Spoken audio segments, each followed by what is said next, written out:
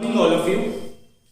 आज हम लोग पढ़ने वाले हैं चैप्टर 6 में जो पोटेंशियोमीटर हम पढ़ रहे थे उसका एप्लीकेशन नंबर 4 जो है calibration of voltmeter by potentiometer.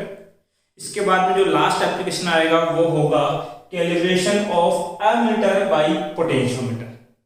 तो वोल्टमीटर का कैलिब्रेशन करो या एमीटर का कैलिब्रेशन करो, दोनों का प्रोसेस सेम है। तो इसको ध्यान से समझोगे तो अगला वाला बहुत ज्यादा इजी आपके पास हो जाएगा। अब यहां समझते हैं बेटा, साथ ही एक बात कहना चाहूंगा, इस टॉपिक के जो प्रॉपर पीडीएफ नोट्स हैं, किस तरीके से आपको कॉपी में राइट डाउन करना है, वो वीडियो के नीचे डिस्क्रिप्शन में गिवन है, तो वहां से आप डाउनलोड कर सकते हैं। एक्चुअली में क्या है कि जितनी लैंग्वेज वहां लिखी हुई है नोट्स में, वो सारी मैं बोर्ड पे नहीं लिख सकता। यहाँ केवल काम एक्सप्लेन करने का है, तो मैं अपनी ओर से 100% एक्सप्लेन करने की कोशिश करूंगा। अगर आप YouTube पे चैनल पे नए हैं तो चैनल को लाइक और सब्सक्राइब जरूर करें, साथ ही अपने फ्रेंड सर्किल में इसको शेयर करें ताकि उनको भी इसका प्रॉफिट मिल सके। ध्यान दीजिए, हमें क्या करना है, कैलिब्रेशन किसका, वोल्टमीटर का, किसकी हेल्प से, पोटेंशियोमीटर की हेल्प से। तो इस पूरे हेडिंग में टोटल 3 वर्ड है। एक तो पोटेंशियोमीटर जिसको हम पहले इंट्रोड्यूस कर चुके हैं। वोल्टमीटर क्या है, एक डिवाइस है जो वोल्टेज का मेजरमेंट करके देगा। पोटेंशियोमीटर क्या है, ये भी एक डिवाइस है जो कि हमें वोल्टेज का मेजरमेंट करके देगा। बट दोनों में डिफरेंट ये था, इसका जो वोल्टेज मेजरमेंट है मोर एक्यूरेट है कंपेयर टू दिस। ये कभी भी एक्यूरेट मेजरमेंट नहीं कर सकता, जबकि पोटेंशियोमीटर का मेजरमेंट कैसा था, परफेक्ट एक्यूरेट था आपके पास। तो कैलिब्रेशन का मतलब क्या है, कैलिब्रेशन का मतलब है कंपैरिजन बिटवीन टू इंस्ट्रूमेंट। किसी भी दो इंस्ट्रूमेंट जो कि सेम डेटा मेजर करते हो, उनके मेजरमेंट के बीच में हमें कैलिब्रेट करना है, मतलब कि उनको कंपेयर करना है। तो किसी भी दो इंस्ट्रूमेंट की वैल्यू को कंपैरिजन करना ही क्या बोला जाता है बेटा, कैलिब्रेशन। अब देखो, कैलिब्रेशन को हम रिप्रेजेंट करते हैं प्लस माइनस डेल्टा वी। ये होगा बेटा V माइनस V डैश। देखो, आपको दो पोटेंशियल कैलकुलेट करने हैं। कितने पोटेंशियल, दो। एक पोटेंशियल मेजर करके देगा पोटेंशियोमीटर, उसको हम रिप्रेजेंट करेंगे किससे, V डैश से। और उसी वैल्यू को, या हम बोले उसी के, देखो होगा क्या, एक रेजिस्टेंस बॉक्स हम लोग लेंगे और इस रेजिस्टेंस बॉक्स के अंदर हम करंट फ्लो करवाएंगे। क्या फ्लो करवाएंगे, करंट। इस रेजिस्टेंस बॉक्स के रेजिस्टेंस की वैल्यू हम कितनी बता देंगे बेटा, R आपके पास है, ठीक है। जब करंट इस रेजिस्टेंस में फ्लो होगी तो इसके अकॉर्डिंग पोटेंशियल होगा। अब अगर ये पोटेंशियोमीटर में मेजर किया तो हम उसको रिप्रेजेंट करेंगे किससे, V डैश से। क्लियर। और इसी के अक्रॉस हम एक पैरेलल में क्या लगा देंगे, वोल्टमीटर। अगर इस पोटेंशियल का मेजरमेंट इस वोल्टमीटर ने किया तो हम उसको रिप्रेजेंट करेंगे किससे बेटा, V से। अब बताओ, वैल्यू या इंस्ट्रूमेंट या ऐसे बोले जिसके अक्रॉस आप कैलकुलेट कर रहे हैं वो तो एक ही है, लेकिन मेजर कितनी डिवाइस से कर रहे हो, दो। एक कर रहे हो पोटेंशियोमीटर से और एक मेजरमेंट कर रहे हो किससे, वोल्टमीटर से आपके पास। तो इसके दो वोल्टेज की वैल्यू आएगी और वो दोनों वैल्यू सेम तो नहीं हो सकती, क्योंकि इसने जो मेजर किया होगा वो एक्यूरेट होगा और इसने या तो थोड़ा कम मेजर कर लिया होगा या थोड़ा ज्यादा मेजर कर लिया होगा। बट एक्यूरेट मेजरमेंट तो ये वोल्टमीटर नहीं कर सकता। तो इसके मेजरमेंट में कितना एरर है, वो ही एरर हमें कैलकुलेट करना है। तो ध्यान दीजिए, हमें करना क्या है, वोल्टमीटर कितनी रीडिंग देगा बेटा, V। पोटेंशियोमीटर कितनी रीडिंग देगा, V डैश।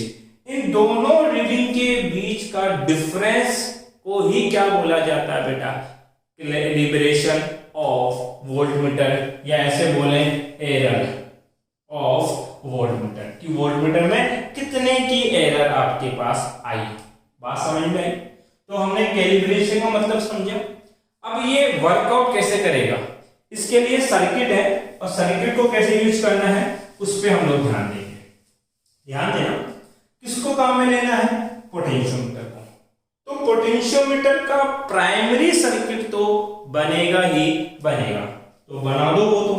इसके लिए एक सेल लेते हैं जिसका ईएमएफ कितना, ईपी, ऑन ऑफ करने के लिए की K1, और यहां करंट कंट्रोल करना है, इसलिए रियोस्टेट RH1, और 10 मीटर लॉन्ग हम लेते हैं पोटेंशियोमीटर वायर AB। ये तो आपने क्या पढ़ा बेटा, एक मिनट,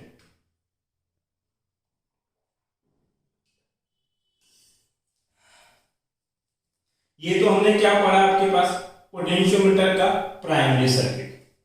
अब इसमें क्या होता है बेटा, हम लोग यूज में लेते हैं स्टैंडर्ड सेल। स्टैंडर्ड सेल का ईएमएफ कितना, ES। अब स्टैंडर्ड सेल क्या होते हैं यह हम पहले भी डिक्लेयर कर चुके हैं, फिर से बताता हूं। ऐसे सेल जिनका पोटेंशियल थोड़े टाइम के लिए कांस्टेंट रहता हो, उनको हम क्या बोल सकते हैं, स्टैंडर्ड सेल। जैसे आपका डेनियल सेल है, ये स्टैंडर्ड सेल आपके पास है, या केडीएम का सेल आपके पास स्टैंडर्ड सेल है। और इन स्टैंडर्ड सेल का ईएमएफ या बोले वोल्टेज फिक्स होता है, जैसे हम लेते हैं 1.08 वोल्ट आपके पास है। तो इस स्टैंडर्ड सेल के ईएमएफ की वैल्यू कितनी है वो हमें पता है। क्लियर है किसी बात? अब क्या करते हैं बेटा, हम लोग एक रेजिस्टेंस बॉक्स लेते हैं, क्लियर, और इसका एक सेकेंडरी सर्किट बनाएंगे। तो सेकेंडरी सर्किट में आपको करंट कंट्रोल करना है, तो आप रियोस्टेट लोगे कितना, RH। इस सेकेंडरी सेल को आपको क्या देनी है बेटा, सप्लाई, इसलिए एक बैटरी लगाओगे जिसका ईएमएफ कितना, E, और इसको ऑन ऑफ करने के लिए की कितना, K2। ये K1 और ये K2 हमेशा बंद रहती है, मतलब ऑन कंडीशन में रहेगी, आपके पास क्लोज रहेगी। हम लोग क्या करते हैं बेटा, इसे रेजिस्टेंस बॉक्स और इस स्टैंडर्ड सेल के बीच में एक टू वे की कनेक्ट कर देते हैं, और इस टू वे की का मिड टर्मिनल ऑलवेज किससे अटैच किया जाता है, गैल्वेनोमीटर से, और गैल्वेनोमीटर को हम कनेक्ट करते हैं जॉकी से। ये हमारा सर्किट है। ये टर्मिनल है X, Y और Z। X और Y टर्मिनल के बीच में आप की लगाओगे तो वो की को नाम देंगे K3। Y और Z के बीच में अगर की लगाया उसको नाम देंगे K4। सबसे पहला प्रोसेस क्या करना है कि K3 को क्लोज करेंगे। तो मैं शॉर्ट में लिख रहा हूं यहाँ पे कि K3 को क्या किया बेटा, आपने क्लोज कर दिया। क्लियर है इतनी सी बात? देन जैसे ही की K3 को क्लोज करोगे तो ये गैल्वेनोमीटर किससे कनेक्ट हो गया, स्टैंडर्ड सेल से। हम इस स्टैंडर्ड सेल का ईएमएफ कैलकुलेट कर सकते हैं with the help of this potentiometer arrangement. आपको क्या करना है, गैल्वेनोमीटर के साथ क्या अटैच है, जॉकी, और इस जॉकी को इस AB वायर पे स्लाइड करना है। मतलब यहां टच करके देखोगे, यहां टच करके देखोगे, जॉकी को यहां टच करोगे तो एक पॉइंट ऐसा आएगा कि ये गैल्वेनोमीटर कितना डिफ्लेक्शन देगा, 0। मतलब इसका निडल कितने पे होगा, 0। 0 होने का मतलब है कि इस गैल्वेनोमीटर की ब्रांच में करंट कितना हो गया, 0। वो लेंथ आपको मेजर कर लेनी है और वो बोला जाएगा balancing length for standard cell. इसका मतलब इस स्टैंडर्ड सेल के लिए आपने क्या कैलकुलेट कर लिया बेटा, बैलेंसिंग लेंथ। अब आप पोटेंशियोमीटर का प्रिंसिपल याद कीजिए। प्रिंसिपल था पोटेंशियोमीटर की हेल्प से आप एक तो ईएमएफ कैलकुलेट कर सकते हो और दूसरा वोल्टेज। मतलब कि एक तो ईएमएफ और वोल्टेज हम कैलकुलेट कर सकते हैं, और इसके लिए फॉर्मूला था balancing length multiply by potential gradient. ये जो पोटेंशियोमीटर में यूज में ले रहा हूं, इसका पोटेंशियल ग्रेडियंट मैंने मान लिया कितना है, x। अरे कितना है भैया, x आपके पास है, ठीक है। आपने क्या काम किया अभी तक, K3 को क्लोज किया और गैल्वेनोमीटर को किससे जोड़ा, जॉकी से, और इसकी हेल्प से आपने स्टैंडर्ड सेल के लिए बैलेंसिंग लेंथ निकाली, कितनी आई, L1। तो स्टैंडर्ड सेल का ईएमएफ कितना होगा, ES, और ईएमएफ होता क्या है, balancing length multiply by potential gradient. तो बैलेंसिंग लेंथ कितनी, L1, पोटेंशियल ग्रेडियंट कितना, x। पहला काम आपका हो गया, मतलब ये हमारा फर्स्ट प्रोसेस है। ठीक है, सेकंड प्रोसेस क्या करना है कि इस K3 को हटा देना है, कोई दिक्कत नहीं, निकाल दिया बाहर, और इसके लिए क्या जोड़ देना है बेटा, K4 को अटैच कर देना है। तो K3 को क्या कर देना है, ओपन, और K4 को क्या कर देना है, क्लोज। ये दो काम हमने लिख दी। ठीक है, और इस रेजिस्टेंस बॉक्स से कोई भी की रैंडमली निकालो, जो आपकी चॉइस हो, 1 ओम की, 5 ओम की, 10 ओम की, जो भी निकालना है निकाल सकते हो, उसमें कोई आपके पास रिस्ट्रिक्शन नहीं है। तो मान लीजिए मैंने कितने ओम की बाहर निकाल दी, 8 ओम। जैसे ही आप इसको K4 पे अटैच करोगे, इस सर्किट में क्या फ्लो होगी, करंट। अगर करंट फ्लो होगी तो करंट है, रेजिस्टेंस है, तो इसकी वजह से क्या डेवलप होगा, पोटेंशियल, और वो पोटेंशियल हमने कितना बोल दिया, V डैश। तो हम बोलेंगे ये पॉइंट A है, तो इसको भी मैं A लिख सकता हूं, क्योंकि यहां से लेके यहां तक कोई इंस्ट्रूमेंट नहीं है, और यहां से लेके यहां तक भी कोई इंस्ट्रूमेंट नहीं है, इसलिए इसको मैंने क्या लिख दिया बेटा, A पॉइंट। तो A और Z तक का पोटेंशियल डिफरेंस कितना है, V डैश। अब ये V डैश आपको कैलकुलेट करना है इस पोटेंशियोमीटर की हेल्प से। तो V डैश का लास्ट टर्मिनल कनेक्ट कर दिया गैल्वेनोमीटर से, और गैल्वेनोमीटर है अटैच किससे, जॉकी से। क्लियर है? आप क्या करो, जॉकी को फिर से स्लाइड करो, और तब तक स्लाइड करो जब तक गैल्वेनोमीटर का डिफ्लेक्शन 0 नहीं हो जाता। मान लीजिए इस पॉइंट पे आने के बाद ये 0 हो गया, तो यहां तक की लेंथ मेजर कर लेना, और वो लेंथ कितनी बोल देना बेटा, L2 आपके पास। तो आप क्या बोलोगे, पोटेंशियल डिफरेंस कितना, V डैश, जिसका मेजरमेंट आप किससे कर रहे हो, इस पोटेंशियोमीटर की हेल्प से, और इसकी बैलेंस की लेंथ कितना है बेटा, L2। तो पोटेंशियल कितना, V डैश इक्वल टू क्या होगा सर, V डैश पोटेंशियल है, वोल्टेज है, वोल्टेज क्या होता है, balancing length multiply by potential gradient. तो V डैश क्या होगा, बैलेंसिंग लेंथ कितना है इसके लिए, L2, और पोटेंशियल ग्रेडियंट कितना है, x। अब देखो इस इक्वेशन से x की वैल्यू निकालो, तो x इक्वल टू मैं लिख सकता हूं स्टैंडर्ड से बाय बैलेंस लेंथ। तो इसको बना देना बेटा equation number first. Equation first की वैल्यू यहां रखो, तो V डैश इक्वल टू कितना हो जाएगा, L2, x की जगह ES बाई L1। अब देखिए मैंने कहा था कि आप क्या लोगे, रेजिस्टेंस बॉक्स लोगे, इसका रेजिस्टेंस बाहर निकालोगे, करंट फ्लो कराओगे, और इसके अक्रॉस एक पोटेंशियल डिफरेंस होगा, एक पोटेंशियल होगा जो पोटेंशियोमीटर मेजर करेगा, वो कितना, V डैश। तो पोटेंशियोमीटर कितना मेजर करेगा, V डैश, उसकी वैल्यू मैंने कैलकुलेट कर ली सर्किट से।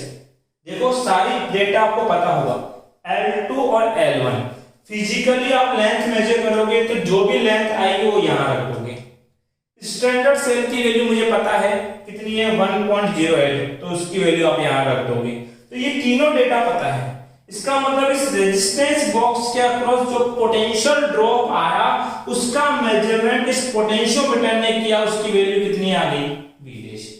इसी कंडीशन पे, मतलब सर्किट में कोई चेंज मत करना, इसी कंडीशन पे इस रेजिस्टेंस बॉक्स के पैरेलल में एक वोल्टमीटर कनेक्ट कर देना। पैरेलल में क्या कनेक्ट कर देना, वोल्टमीटर। जैसे ही वोल्टमीटर कनेक्ट करोगे तो ये वोल्टमीटर तो कुछ रीडिंग शो कर देगा कि कितना वोल्टेज है, 2.5 वोल्ट है, 2.4 वोल्ट है, जो भी ये रीडिंग शो करे वो रीडिंग नोट कर लेना। तो connect A voltmeter parallel to resistance box and reading of voltmeter is V। ये वोल्टमीटर जो भी रीडिंग नोट करे उसको क्या नाम दे देना बेटा, V वोल्ट आपके पास।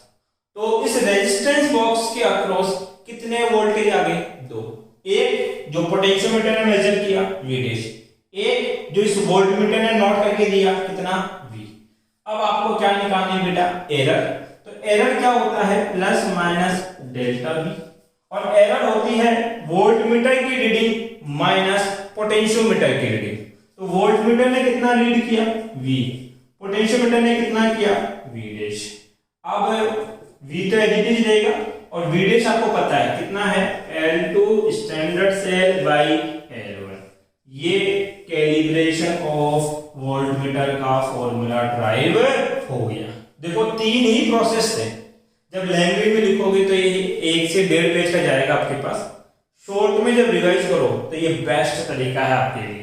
क्या करना है, कैलिब्रेशन का मतलब समझना आना चाहिए, comparison between two instrument, 2 instrument की वैल्यू के बीच का कंपैरिजन क्या बोला जाता है, कैलिब्रेशन बोला जाता है।